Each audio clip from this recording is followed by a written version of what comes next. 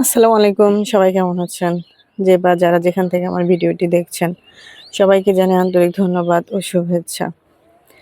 দেখেন প্রবাসীদের লাইফটা কতটা কষ্টের।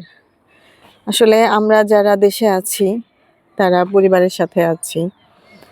তো আমরা যেভাবে থাকি না কেন দিন শেষে হয়তো একটা আশ্রয়, একটা পরিবার, একটা ভালো লাগা যেখানে আমাদের সারাদিনের ক্লান্তির কথাগুলো বলতে পারি বা আক্ষেপগুলো, আবেগগুলো প্রকাশ করতে পারি।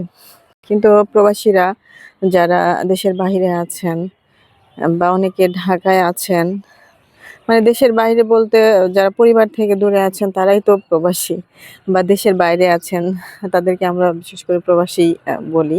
কারণ তারা একেবারেই পরিবার থেকে অনেক, অনেক দূরে। চাইলেও কিন্তু কাছে আসতে পারে না।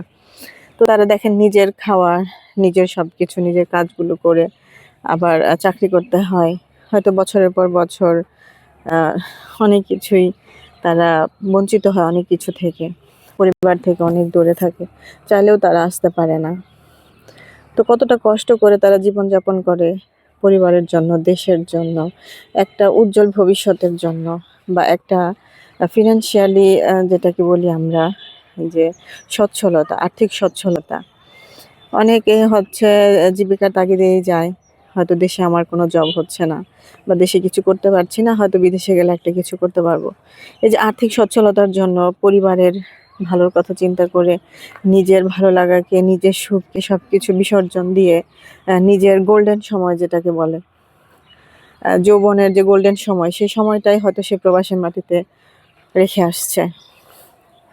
শ্রমের বিনিময়ে অর্থ ইনকাম করছে আর্থিক সচ্ছলতার জন্য। তো আসলে তাদের অবদান বলে শেষ করা যাবে না। তো তাদের প্রতি অনেক শ্রদ্ধা, ভালোবাসা সবসময়ই থাকবে। কারণ তারা অনেক পরিশ্রম করে। দেশের জন্য বলেন, পরিবারের জন্য বলেন। কিন্তু দিন শেষে আসলে তারা কখন দেশে আসে? হয়তো সেই গোল্ডেন সময়টা শেষ হয়ে যায়। বার্ধক্যে চলে আসে। যখন আর কাজ করার শক্তি থাকে না, তখন হয়তো তারা দেশে চলে আসে।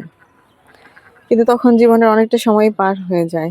স্ত্রীদের স্ত্রী, সন্তান, পরিবার, বাবা-মা সবার সাথে যে ভালো সময়গুলা কাটাতে পারতো, সে সময়গুলো আর চাইলেও সে পারে না।